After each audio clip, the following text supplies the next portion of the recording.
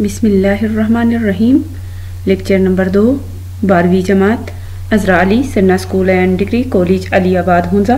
السلام علیکم عزیز طلباء و طالبات۔ اس لیکچر میں ہم شاعر مشرق علامہ محمد اقبال کے حالات زندگی اور علامہ محمد اقبال کی لکھی ہوئی نظم کا خلاصہ، مرکزی خیال اور نظم کے حوالے سے جاننے کی کوشش کریں گے کہ یہ نظم کیوں لکھی گئی ہے اور اس نظم کے لکھنے کا اصل مقصد کیا ہے۔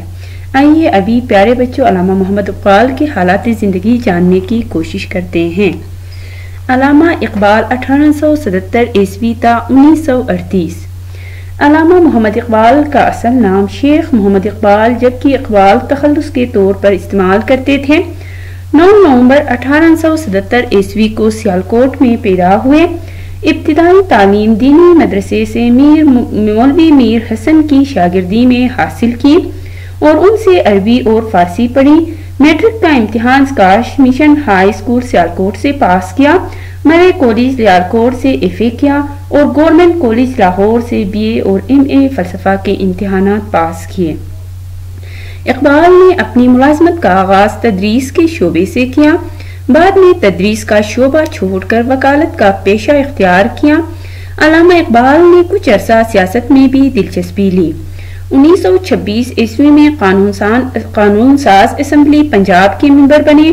1934 عیسوی میں انجمن حمایت اسلام کے صدر کی حیثیت سے ذمہ داری سنبھالی۔ 1936 عیسوی میں مسلم لیگ پنجاب کے صدر منتخب ہوئے۔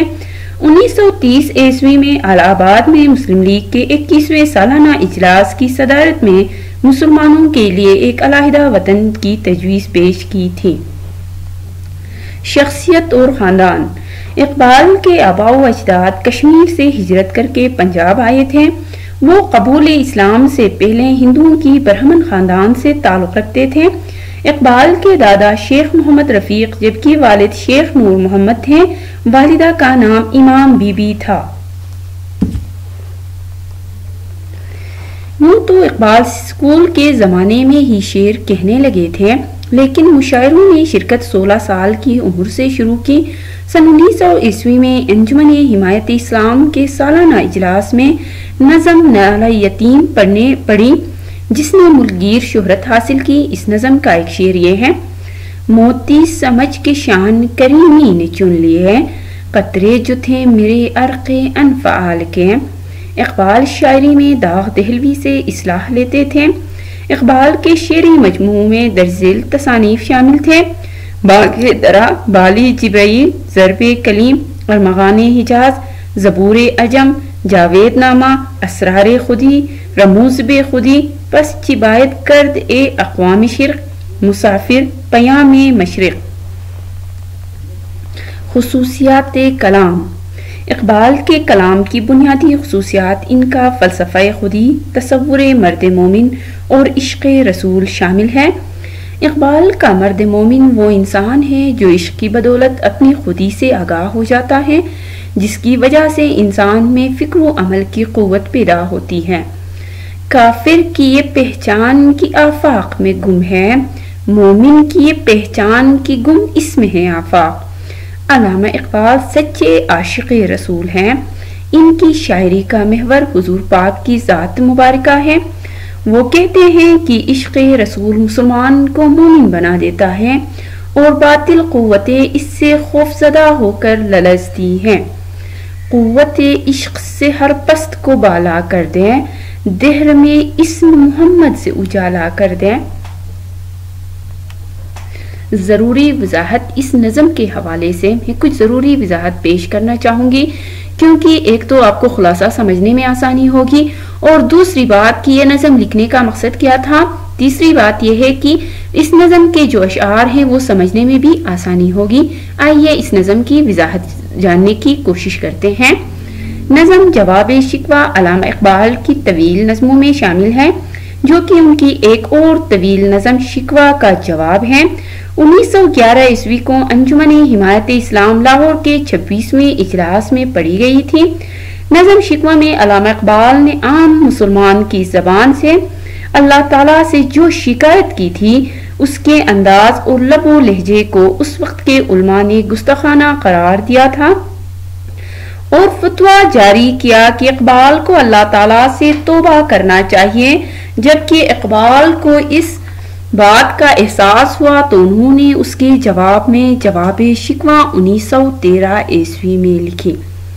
یہ نظم بھی انجمن حمایت اسلام کے جلسے میں پڑھی گئی تھی۔ یہ نظم جس دور میں لکھی گئی وہ مسلمانوں کے لیے پرآشوب دور تھا۔ ہندوستان میں انگریز مکمل طور پر قابض تھے، جبکہ ایران بھی انگریزوں کے زیر اثر تھا۔ اس طرح مسلمانوں کی حالت زار کو دیکھتے ہوئے اقبال نے شکوہ میں جو سوالات اٹھائے تھے، جواب شکوہ میں اس کا حل اور اسباب بھی بتائے ہیں۔ نظم جواب شکوہ کا مرکزی خیال۔ نظم جواب شکوہ میں جو علامہ اقبال نے لکھی ہے، اس کا مرکزی خیال یہ ہے کہ اقبال مسلمانوں سے مخاطب ہو کر ان کے زوال کی وجوہات، ان کے قرآن و سنت سے دوری بتاتے ہیں۔ یعنی مسلمان کے اوپر جو زوال نازل ہوا ہے اس کی اصل وجہ اقبال کے نزدیک قرآن و سنت سے دوری ہے، اور دلائل سے یہ ثابت کرتے ہیں کہ مسلمان قرآن و سنت کی تعلیمات سے دور ہونے کے سبب دنیا میں زوال اور بربادی کی زندگی گزارنے پر مجبور ہیں۔ بقول اقبال، وہ زمانے میں معزز تھے مسلمان ہو کر، اور تم خوار ہوئے تارک قرآن ہو کر۔ پیارے بچوں، آئیے اس نظم کا خلاصہ جاننے کی کوشش کرتے ہیں۔ اقبال کی نظم جواب شکوہ 1913 عیسوی میں لکھی گئی ہے اور اس کے کل 36 بند ہیں، جبکہ نصابی کتاب میں شامل اس کے 13 بندوں کا خلاصہ کچھ یوں ہے۔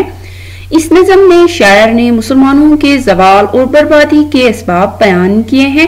مسلمانوں کے اوپر زوال کیوں آیا اور وجہ کیا بیان کرتے ہیں، کس وجہ کے تحت مسلمان بربادی کا شکار ہوئے ہیں۔ اس نظم میں زوال پذیری کے اسباب بیان کرتے ہیں، اور شکوہ میں اللہ تعالیٰ سے مسلمانوں کے زوال پر جس ناراضگی کا اظہار کیا تھا۔ نظم شکوہ میں پیارے بچوں آپ جانتے ہیں کہ حضرت علامہ اقبال نے کیا کیا تھا کہ اللہ سے شکوہ کیا تھا۔ شکوہ یہ کیا تھا کہ وہ چاہتے تھے، کہہ رہے تھے کہ مسلمان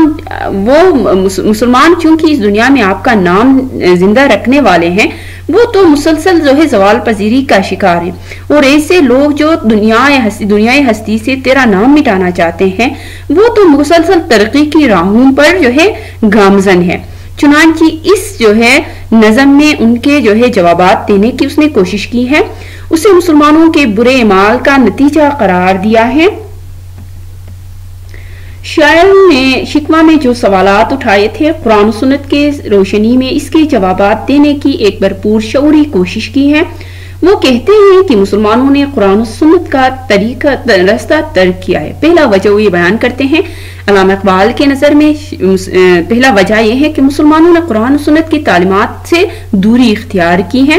وہ ہر بات کو تقدیر پر چھوڑ دیتے ہیں، یعنی جو بھی ان کے ساتھ زوال پذیری کا شکار ہو چکے ہیں تو وہ سمجھتے ہیں کہ شاید ہماری قسمت میں لکھی ہوئی ہے۔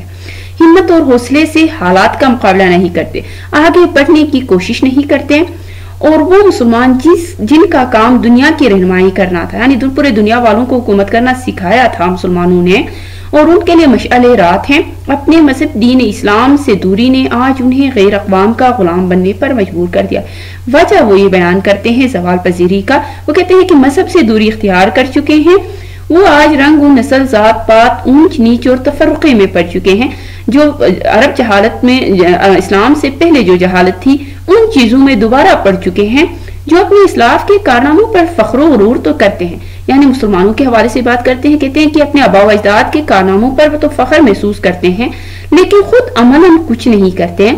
شاعر کہتے ہیں کہ مسلمان اب بھی دنیا میں اپنا کھویا ہوا مقام حاصل کر سکتے ہیں، وہ مقام جو پہلے تھا دوبارہ اس مقام تک جا سکتے ہیں، لیکن اس کے لیے ضروری ہے کہ وہ قرآن کی تعلیمات اور حضرت محمد کی اسوہ حسنہ کی پیروی کرے۔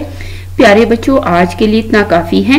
اس خلاصے کو آپ نے غور سے سننا ہے، سمجھنے کی کوشش کرنا ہے، تاکہ جو بھی اشعار ہیں تشریح کے لیے وہ سمجھنے میں آسانی ہوگی۔ آج کے لیے اتنا کافی ہے۔ اللہ نگہبان۔